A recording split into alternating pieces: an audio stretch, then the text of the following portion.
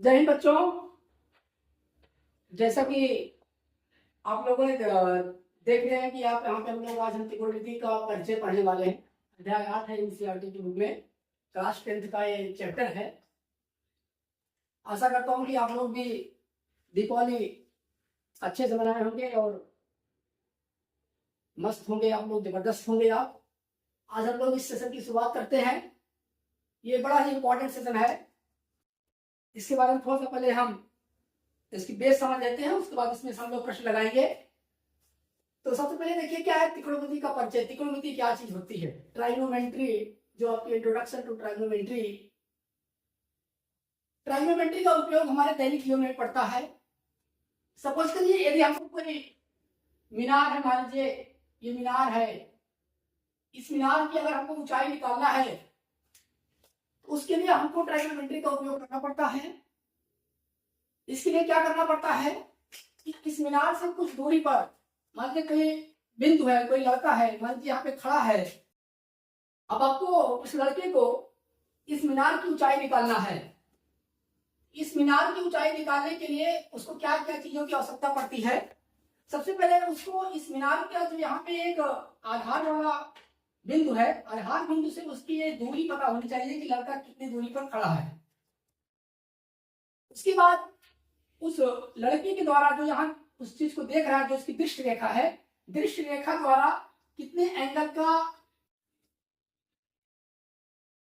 कोण बन रहा है, ये आपको बहुत इंपॉर्टेंट होता है।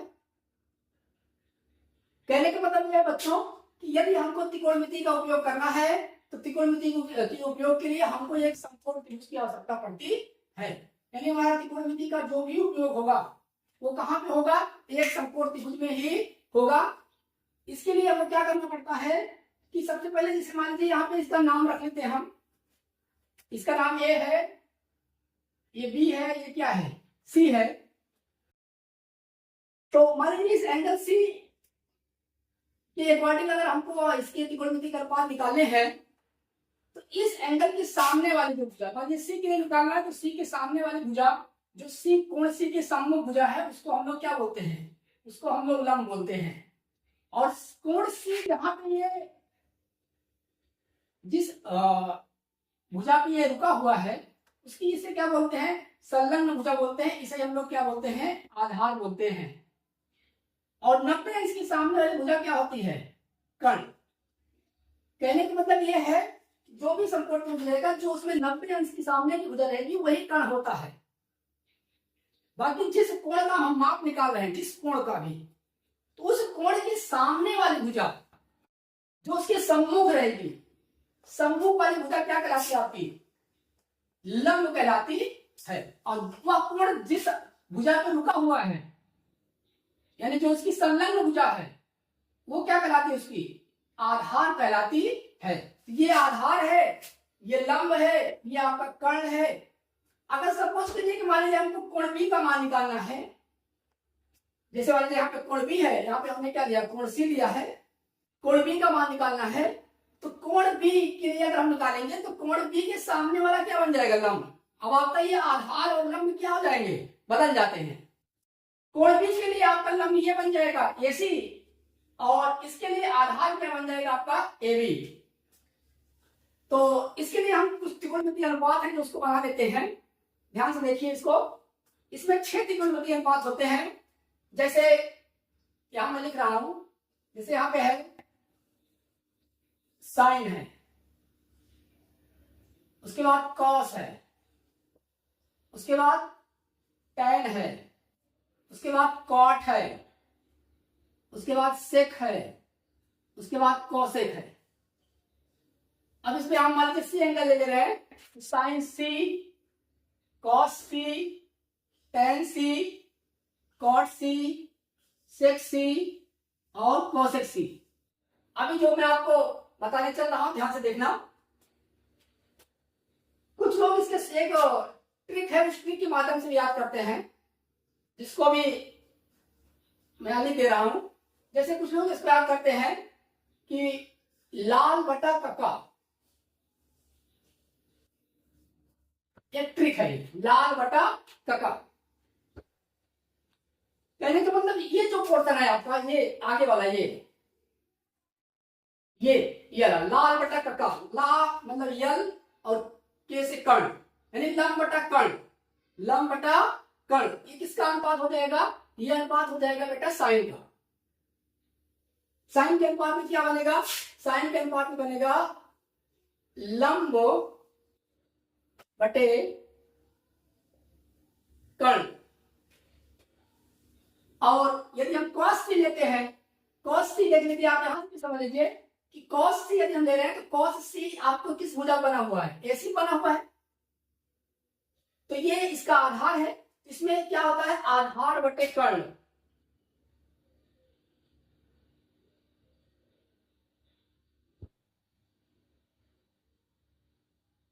यहां से भी ले सकते हैं। ए से क्या होता है? आधार, के से क्या होता है? कर्ण। मतलब दूसरा अनुपात किसका है?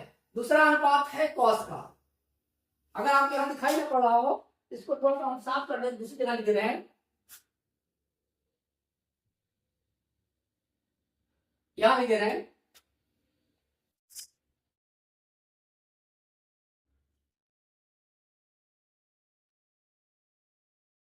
ये वाला पोर्शन किसका है? ये वाला साइन के लिए। ये वाला पोर्शन किसका है? दूसरा वाला ये कॉस के लिए। और ये तीसरा वाला किसके लिए है? टैन के लिए। अब टैन कर लेंगे तो क्या हो जाएगा? यल अपॉन ए है ना, तो लम बटे क्या हो जाएगा? आधार। लम बटे आधार, लम बटे आधार। एक बार आप यहां से फिर समझ लीजिए कि ध्यान से, जैसे मान लीजिए एंगल सी का मान निकालना चाह रहे हैं साइन के अनुपात में, तो एंगल सी का मान क्या हो जाएगा? लंब बटे कर्ण। अब इस कोण के सामने वाली भुजा क्या होती है? लंब। और कर्ण क्या रहेगा आपका? ये रहेगा जो 90 अंश के सामने वाली क्या होती है? कर्ण। कर्ण कभी नहीं बदलता आपका। 90 अंश की सामने वाली भुजा क्या रहेगी? कर्ण रहेगी। अब हम cos c निकालते हैं। cos c के लिए क्या बन जाएगा? आधार बटे कर्ण। और tan c के लिए क्या होता है? लंब बटे आधार। यहां से भी देख सकते हैं लाल बटा कक्का, यल से क्या होता है? लाल, के से क्या होता है? कर्ण। ये साइन के लिए है लंब बटे कर्ण। ये किसके लिए हो जाएगा? आधार बटे कर्ण, ए से आधार, के से कर्ण। और यल बटा ए का मतलब क्या हो जाएगा? लंब बटे आधार। ये टैन के लिए हो जाता है। बाकी तीन जो होते हैं cot c, sec c, cosec c, ये तीनों क्या होते हैं? एक दूसरे के क्या है? अपोजिट में है। जैसे यहाँ पे cot c है, यहां से भी देख सकते हैं लाल बटा कक्का, यल से क्या होता है? लाल, के से क्या होता है? कर्ण। ये साइन के लिए है लंब बटे कर्ण। ये किसके लिए हो जाएगा? आधार बटे कर्ण, ए से आधार, के से कर्ण। और यल बटा ए का मतलब क्या हो जाएगा? लंब बटे आधार। ये टैन के लिए हो जाता है। बाकी तीन जो होते हैं cot c, sec c, cosec c, ये तीनों क्या होते हैं? एक दूसरे के क्या है? अपोजिट में है। जैसे यहाँ पे cot c है, cot c किसका अपोजिट है? tan का। इसी को उल्टा करते हैं, क्या बन जाएगा? आधार। sec c किसका है? sec c cos का है। cos में क्या है? आधार बटे कर्ण। यहाँ क्या हो जाएगा? कर्ण बटे आधार।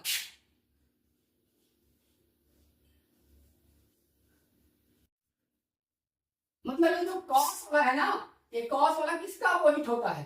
sec का। sec वाला cos का अपोजिट होता है, cos वाला sec का अपोजिट होता है। ये लास्ट पर जो है cosec c जो है, ये किसका अपोजिट होता है? sin का अपोजिट होता है। ये इसका अपोजिट रहेगा, ये इसका अपोजिट होता है। sin c क्या है? लंब बटे कर्ण है, तो क्या बन जाएगा बेटा? कर्ण बटे लंब।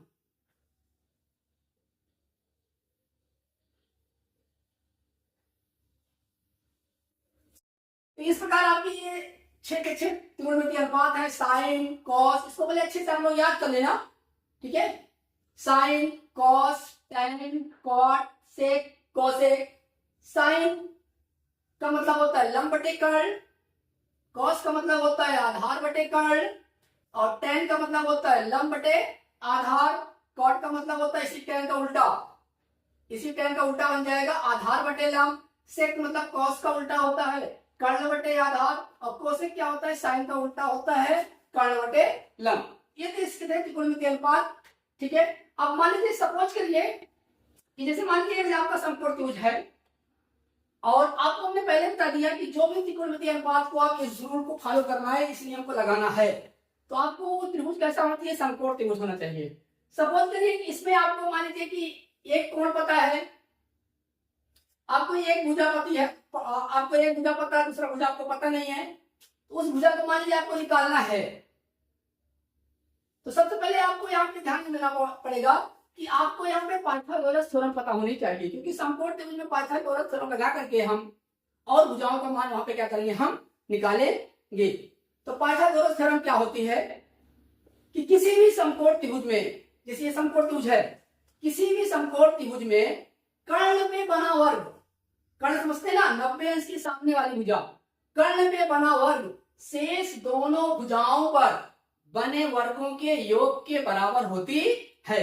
एक बार फिर से ध्यान सुनिए कि पाइथागोरस थ्योरम क्या होती है, किसी भी समकोण त्रिभुज में, मतलब समकोण त्रिभुज होना ही चाहिए, किसी भी समकोण त्रिभुज में कर्ण पे बना वर्ग, कर्ण इस पर है ना, जैसे आपके पास ए और सी है, सॉरी बी और सी है, बीसी के आपके पास है, कर्ण है ना, कर्ण पे बना वर्ग शेष दोनों भुजाएं अर्थात लंब और आधार पर बने वर्गों के योग के क्या होती है, बराबर होती है। सपोज करिए मान लीजिए यहाँ पे हम लिख दे रहे हैं, जैसे ये क्या है, कर्ण है, कर्ण का वर्ग क्या बन जाएगा, लंब का वर्ग, और क्या बन जाएगा, आधार का वर्ग, आधार का वर्ग। ध्यान देखिए, मतलब ये जो सबसे बड़ी भुजा रहेगी जो 90 अंश के सामने होती है, उसे हम लोग क्या बोलते हैं, कर्ण बोलते हैं। तो कर्ण का वर्ग, लंब का वर्ग धन आधार का वर्ग। अगर इसको हम अक्षर में इंगित करेंगे तो कर्ण हमने किसको लिया है, बीसी को लिया है, तो बीसी का वर्ग बन जाएगा, और लंब हमारा कौन सा बन जाएगा, एबी, एबी का वर्ग, और आधार हमारा क्या बन जाएगा, एसी का वर्ग। अब इसमें से हमको कोई दो भुजा पता हो, तीसरी भुजा क्या कर सकते हैं, हम आराम से निकाल सकते हैं। मान लीजिए हमको बीसी निकालना है, तो बीसी निकालना है तो इधर से वर्ग घटाएंगे, इधर क्या लग जाएगा, अंडर रूट लग जाता है, AB का स्क्वायर प्लस AC का स्क्वायर। अगर सपोज करिए मान लीजिए हमको AB निकालना है, अगर हमको AB निकालना है, इसको AC को इधर भेज देंगे BC के पास में, तो ये माइनस बन जाएगा, क्या बन जाएगा, अंडर रूट लगा देंगे पहले, BC का स्क्वायर माइनस AC का स्क्वायर। अगर हमको मान लीजिए AC निकालना है, तो AC के लिए क्या बन जाएगा, अंडर रूट BC का स्क्वायर माइनस AB का स्क्वायर। मतलब कोई भी अगर हमको दो भुजा पता है तो हम तीसरी भुजा क्या कर सकते हैं, निकाल सकते हैं। और ये आपके त्रिकोणमितीय अनुपात है, कुछ सूत्र और है, मैं उनको भी लिख दे रहा हूं, किसका अपोजिट होता है। जैसे अब यहाँ बता ही दिया मैंने, साइन का अपोजिट क्या होता है, कोसेक होता है, कॉस का अपोजिट क्या होता है, सेक होता है, tan का अपोजिट क्या होता है, कॉट होता है। चलिए अभी इसका हम लोग कुछ सवाल लगाते हैं, ठीक है, सवाल के माध्यम से समझते हैं, प्रश्न के माध्यम से समझते हैं कि एक टाइप के प्रश्न कैसे हल करेंगे। देखिए बच्चों, यहाँ पर मैं आपको अपोजिट वाला सूत्र बता रहा हूं कि साइन का अपोजिट कोसेक होता है।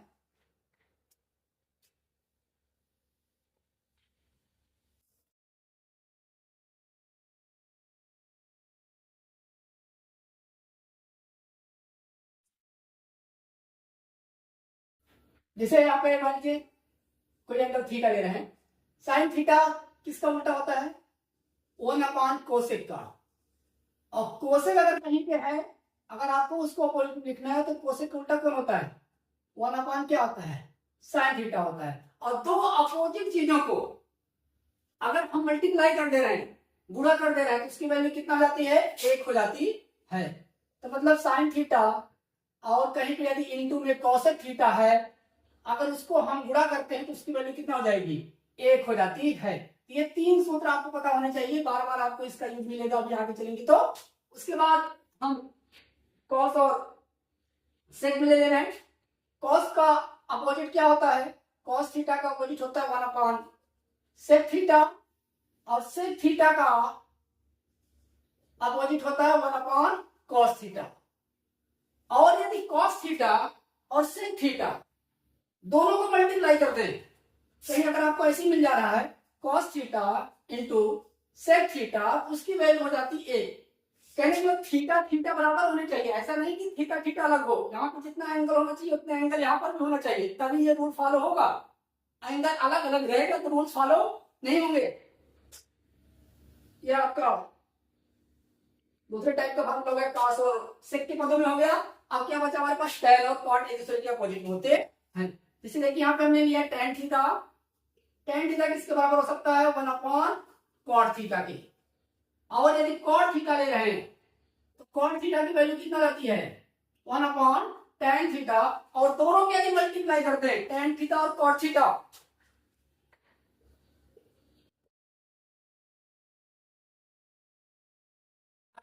मल्टीप्लाई करते हैं इसकी वैल्यू कितना आ जाती है, 1 हो जाती है। यहाँ पर ये आपके tan और cot में जो भी आपका रिलेशन बनना था हमने बता दिया। यहाँ पे cos sec का अपोजिट में होता है, sin cosec का अपोजिट में होता है। अब इसके आगे हम सवाल लेते हैं और सवाल लेकर के क्या करते हैं, आगे की प्रश्नावली को सॉल्व करते हैं। हाँ तो देखिए बच्चों, मैं यहाँ पे आपके लिए 2 सवाल लिए हूँ, 2 प्रश्न मैंने यहाँ पे लिया हूँ और दोनों में हल करके आपको दिखा रहा हूँ और कैसे इसका उपयोग करेंगे ध्यान से देखिए। सबसे पहले आगे क्या देखिए, प्रश्न नंबर 1 में त्रिभुज एबीसी में एक त्रिभुज लेना है हमको, त्रिभुज एबीसी में जिसका कोण भी समकोण है और AB बराबर है 24 सेंटीमीटर और BC बराबर है 7 सेंटीमीटर, तो हमको निम्नलिखित के मान ज्ञात करना है। यहाँ मान लिखा है साइन A का मान ज्ञात करना है, cos A का, साइन C का और cos C का मान निकालना है। तो सबसे पहले हमें एक त्रिभुज बना लेते हैं, छोटा सा त्रिभुज ABC।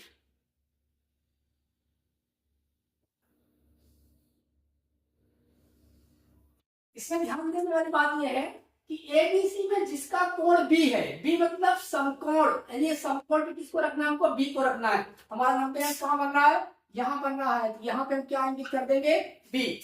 उसके बाद कह रहे हैं ए बी कितना आपके पास है, 24 है, यहाँ पे हम क्या ले लेंगे, ए ले लेंगे और ए बी सी, सी हमारा कहाँ पे हो जाएगा, यहाँ पे हो जाएगा। तो ए बी की वैल्यू कितना दे रहा है हमारे पास, यहाँ पे 24 दे रहा है और उसके बाद बीसी की वैल्यू कितना दे रहा है हमारे पास, यहाँ पे 7 दे रहा है। अब इसके बाद हमको मान जो ज्ञात करना है, साइन ए का मान ज्ञात करना है, कॉस ए का मान ज्ञात करना है, मतलब इस एंगल का मान निकालना है, साइन ए और कॉस ए का। लेकिन अभी यहाँ पे ध्यान दीजिए आप लोग, हमको यहाँ पे 2 भुजा पता है, एक यहाँ पे बीसी पता है, एक क्या पता है हमको, ए भी पता है। अभी हमको एसी नहीं पता है, ठीक है। इसके पहले जो भी हमने बताया था पाइथागोरस थ्योरम कि 90 अंश के सामने वाले भुजा क्या होती है, कर्ण होती है, तो यही आपकी क्या है, कर्ण है। तो इसके हिसाब से पाइथागोरस थ्योरम के हिसाब से हम एसी का मान यहाँ पे क्या करेंगे, निकालेंगे।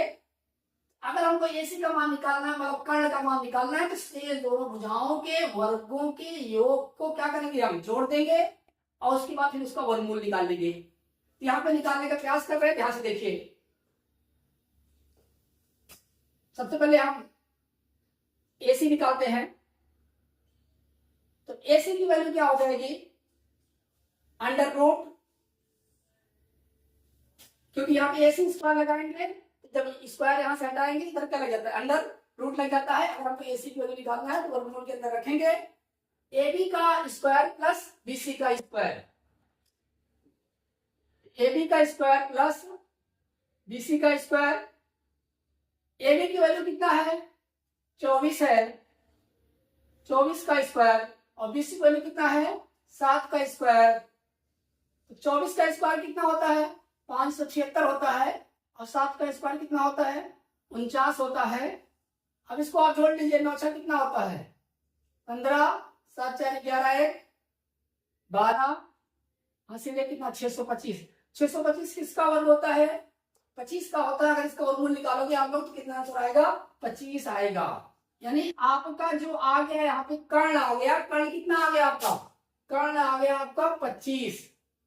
अब देखिए बच्चों, अब हमको तीनों भुजा पता चल गई है। अब हम कोई भी अनुपात निकालना चाहे, चाहे साइन निकालो, चाहे कॉस निकालो, चाहे टेन निकालो, सारे के सारे अनुपात क्या कर सकते हैं यहाँ पे हम निकाल सकते हैं। इस प्रकार आप में कोई भी अगर सवाल मिलेगा जहाँ पे 2 भुजा दी रहेगी, तीसरी भुजा निकालना रहेगा। यदि कर्ण को निकालना है, कर्ण 90 इसके सामने वाला, ध्यान समझिए, कर्ण को निकालना है तो दोनों को क्या करना है, आपको वर्ग करके क्या करना है, आपको जोड़ना है, बाद में क्या निकालना है, उसका वर्गमूल निकालना है। लेकिन यदि मान लीजिए किसी में लंब निकालना हो या आधार निकालना हो, या लंब निकालना या आधार निकालना हो, तो कर्ण में से क्या करना पड़ेगा, उसको हटाना पड़ेगा। अभी इससे पहले हमने क्या किया था आपको, और अभी हमने इसके पहले आपको फॉर्मूला बताया था। अब यहाँ पे हम लोग क्या करते हैं, अब हमको क्या क्या पूछा गया है ध्यान दीजिए। पहले सवाल में क्या पूछा है, पहले सवाल में पूछा गया है, पहले सवाल में पूछा गया है कि साइन ए का मान, जो पहला वाला है, साइन ए का मान पूछा गया है।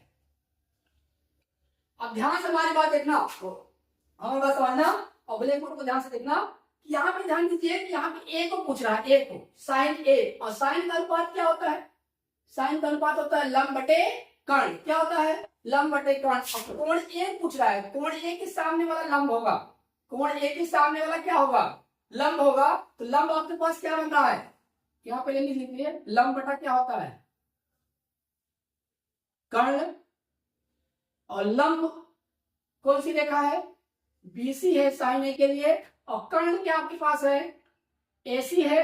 और बीसी का मान कितना आपके पास है, यहाँ पे 7 है, और कर्ण का मान कितना आपके पास यहाँ पे 25 है। तो कितना हो गया आपका, 7 बटा कितना हो गया, 25। अब इस प्रकार हम कॉस ए का मान निकालते हैं, कॉस ए का ध्यान समझिए, कॉस ए मतलब आधार बटे कर्ण। कॉस का अनुपात क्या होता है, आधार होता है, आधार बटे क्या हो जाएगा, कर्ण हो जाएगा। आधार यहाँ पे कितना है बच्चों, देखिए आधार आपके कोण ए पूछ रहा है ना, तो कोण ए जिस भुजा पे बना है वही क्या होता है, उसका आधार होता है। किस भुजा पे कोण ए बना है, ए बी बना है, तो ए बी क्या हो जाएगा, इसका आधार हो जाएगा। और कर्ण आपका वही रहेगा, कर्ण कितना हो जाएगा आपका, एसी हो जाएगा। और ए बी की वैल्यू कितना है, 24 है, और कर्ण की वैल्यू कितना है, 25 है। सवाल नंबर 2 में क्या पूछा गया, दूसरे में देखिए, दूसरे में साइन सी पूछा है, पूछा साइन ही है, लेकिन ध्यान से देखना कि सी एंगल कौन सा पूछ रहा है, सी एंगल पूछ रहा है, सी एंगल यहाँ पे है। अब आपके लंब और आधार इसमें क्या हो जाएंगे, बदल जाएंगे। अब साइन सी के लिए लंब कौन सा बन जाएगा, उसकी सम्मुख भुजा, सम्मुख भुजा कौन सी आ रही है, ए बी आ रही है। तो साइन सी के लिए लंब कौन सा बन जाएगा, ए बी बन जाएगा। और कर्ण आपका क्या रहेगा, वही का वही रहेगा, एसी। ए बी की वैल्यू कितना है, 24 बटा 25। और यहाँ पे क्या पूछा है, कॉस सी पूछा है। कॉस सी मतलब क्या होता है, आधार बटे कर्ण। अब इसके लिए सी के लिए आधार क्या है, सी के लिए आधार क्या है, बीसी है। अब कर्ण क्या आपके पास है, एसी है। तो बीसी का मान कितना आपके पास है, 7 है, और एसी का मान कितना है, 25 है। इस प्रकार बच्चों ने देखा कि अगर हमारे समकोण त्रिभुज में अगर जो त्रिकोणमितीय अनुपात पूछा गया वहां कोण का बदल रहा, कोण आपके बदल रहे हैं, उसके लंब और आधार भी क्या होते हैं, बदल जाते हैं, लेकिन कर्ण आपके वही के वही रहते हैं। इन सब प्रश्नों को जब भी लगाना बहुत ध्यान से लगाना कि ए पूछ रहा है कि सी पूछ रहा है, ठीक है। जो भी कोण पूछेगा उसके सामने वाला लंब होगा, ठीक है, और उससे जो सटी हुई रेखा रहेगी वो रेखा क्या कहलाएगी, उसके लिए आधार कहलाती है। जैसे इस ए वाले के लिए ये लंब है, ये ए बी आधार है, सी वाले के लिए ए बी लंब है, बी सी आधार है, कर्ण में कोई परिवर्तन नहीं होता है। आइए यहाँ पे सॉल्व देखते हैं। यहाँ पे लिखा है cot थीटा बराबर कितना, 7/8 है। तो आपको 1 plus sine theta 1 minus sine theta upon 1 plus cos theta 1 minus cos theta का मान ज्ञात करना है आपको। तो यहाँ पे बच्चों देखिए पहले कॉट थीटा की वैल्यू दी गई है। कॉट थीटा की वैल्यू कितना है, 7/8 है। अब सबसे पहले आपको पता होना चाहिए कॉट का त्रिकोणमितीय अनुपात जो होता है, ठीक है ना, कितना होता है, कॉट tan का उल्टा होता है। tan में क्या होता है, लंब बटे आधार, लंब बटे आधार। तो कॉट में क्या हो जाएगा, आधार बटे लंब, आधार बटे क्या आ जाएगा, लंब। यहाँ पे एक हम त्रिभुज ड्रा कर लेते हैं समझने के लिए। मान लीजिए ए है, ये बी है, ये क्या है, सी है। अब मान लीजिए हमको यहाँ पे थीटा एंगल ले रहे हैं, यहाँ थीटा एंगल दिया गया है,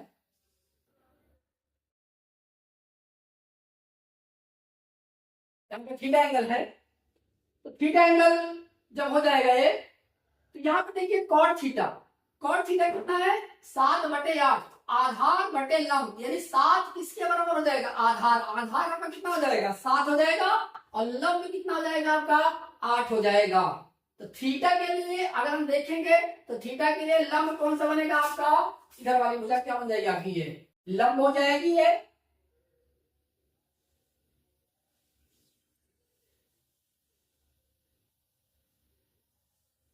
और आधार कितना हो जाएगा आपका, ये हो जाएगा 7।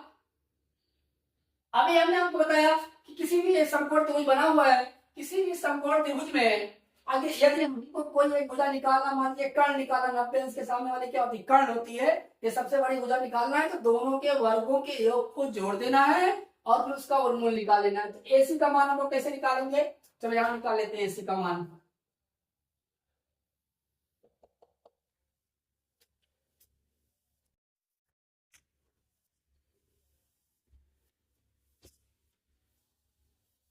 तो एसी का मान देखिए, एसी कैसे निकलेगा, अंडर रूट के अंदर निकालना सारा काम, ठीक है। एसी निकालने के लिए आपको दोनों भुजाओं के वर्गों के योग को जोड़ना है, AB का वर्ग और धन BC का वर्ग, कितना हो जाएगा ये, AB का वर्ग कितना आपके पास है 7 का वर्ग, BC वर्ग कितना है 8 का वर्ग। वर्ग वगैरह अगर आप लोग याद कर लोगे बच्चों ना, तो आपको बड़े आसानी से सवाल लगेंगे। 7 का स्क्वायर कितना होता है 49 होता है, 8 का कितना होता है 64 होता है। अब इसको जोड़ दीजिए, 9 4 कितना होता है 13 होता है, और 6 4 10, 10 1 कितना होता है 11।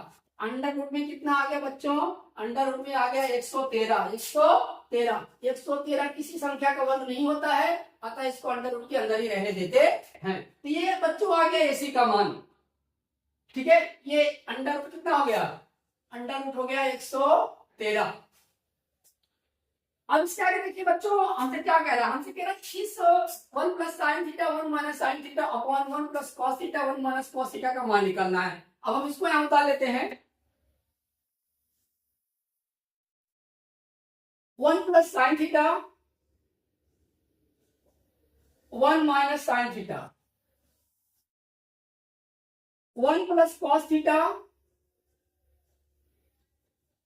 1 माइनस कॉस थीटा। यहां ध्यान से समझने वाली बात यह है कि यदि हम यहां से साइन थीटा और कॉस थीटा की वैल्यू निकाल लेते हैं, मान निकाल करके यहाँ पे रख देंगे। चलिए यहाँ पे देख लेते हैं साइन थीटा की वैल्यू कितना है। साइन थीटा क्या होता है, थीटा निकालना ना, साइन का अनुपात क्या होता है, अभी हमने बताया था लंब बटे कर्ण। तो थीटा के सामने क्या होता है, लंब ये है कर्ण ये है, तो साइन थीटा की वैल्यू कितना हो जाएगी 8/√113, साइन थीटा की वैल्यू हो गई। और यदि हम कॉस थीटा की वैल्यू निकालते हैं, कॉस थीटा, तो कॉस थीटा कितना है आधार बटे कर्ण, आधार देखो थीटा है ना ये, तो थीटा जिस भुजा पे लगा हुआ वही क्या होता है उसका आधार होता है। तो क्या हो जाएगा AB बटा क्या हो जाएगा AC, AB का मान कितना है 7 और AC का मान कितना है √113, कितना हो जाएगा बच्चों 7/√113। अब इस मान को लाके यहाँ रखने का प्रयास करते हैं, ठीक है। ध्यान दीजिए यहाँ पे, देखिए ध्यान से कि यहाँ पे इसको हम रख लेते हैं। एक काम करिए अच्छा पहले, देखिए एक प्लस है एक माइनस है। आपने पढ़ा होगा गुणनखंड पढ़ा होगा, जब कोई चीज एक नंबर में कोई नंबर जुड़ रहा है उसी में से सेम क्या हो रहा है घट रहा है, तो वहां एक वर्गांतर का फार्मूला बन जाता है, ऐसे formula a plus B a minus B, तो क्या बन जाता है a square minus B square. ध्यान से देखिए यहाँ पे 1 को अगर a मान लेते हैं और साइन थीटा को हम b मान लेते हैं, तो ये a प्लस बी ये क्या बन जाएगा a माइनस बी, तो क्या बन जाएगा a का स्क्वायर माइनस b का स्क्वायर। a की जगह पे क्या है 1 है, तो यहाँ क्या बन जाएगा बच्चों 1 का square minus sine square theta, और नीचे क्या हो जाएगा, नीचे भी सेम हो जाएगा 1 माइनस कॉस स्क्वायर थीटा। 1 की वैल्यू 1 ही हो जाएगी, और साइन की वैल्यू यहां से रख देते हैं, साइन की वैल्यू कितना है 8/√13 का स्क्वायर। और बटे में क्या हो जाएगा 1 माइनस 7/√13। अब इसका स्क्वायर कर देते हैं। देखिए ध्यान से यहाँ पे 1 का स्क्वायर कितना हो जाएगा 1 का स्क्वायर 1, ये तो आपके पास 1 है ही है। 8 का स्क्वायर कितना हो जाएगा 8 का स्क्वायर हो जाएगा 64, और रूट का जब हम स्क्वायर करते हैं तो रूट वहां से क्या होता है हट जाता है।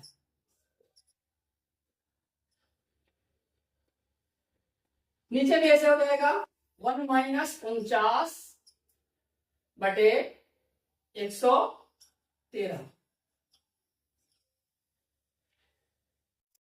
इसको थोड़ा सा आप इरेज कर देते हैं, इरेज कर देंगे तो साफ साफ आ जाएगा।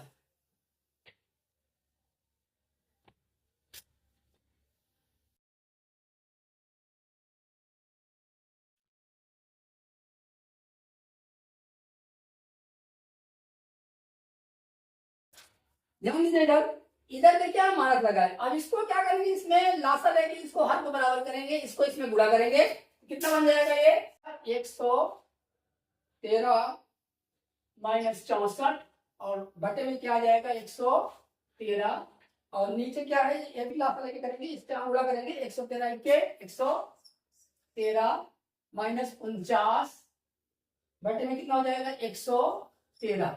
याद देखिए बच्चों बटे के नीचे बटा है, जब बटे के नीचे बटा 1 बटा ये आपका एक भिन्न आपके पास ये है, एक भिन्न आपके पास ये है, और जब भिन्न के नीचे भिन्न होती है नीचे नीचे वाला हर क्या होता है जैसे कट जाता है। यहाँ क्या हो जाएगा आपका इसी पलटी इसी मतलब ऊपर जाएगा, ऊपर जाने के नीचे कट जाता है। इसको इसमें से घटा दीजिए, 13 में से 4 कितना आ जाएगा 13 में से 4 हो जाएगा कितना 9, और 10 में से 6 कितना हो जाएगा 4, और यहाँ कर लीजिए 13 में से 9 कितना हो जाएगा 4, और 10 में से 4 कितना आ जाएगा 6। ये हुआ बच्चों आपका आंसर हो गया। जो वैल्यू आपको पूछा गया कि 1 plus sine theta 1 minus sine theta 1 plus cos theta 1 minus cos theta का मान अगर यहाँ से जो प्रश्न दिया गया था उसका आंसर ये हो जाएगा। इस प्रकार आप और भी जो भी आपको प्रश्नावली में प्रश्न दिए गए हैं उसको सॉल्व करना। कोई प्रॉब्लम नहीं सॉल्व नहीं आ रहा है तो कमेंट बॉक्स में लिख के बताना, हम नेक्स्ट वीडियो में क्या करेंगे उसको समझाएंगे आप लोगों को। बहुत बहुत आप लोगों का धन्यवाद।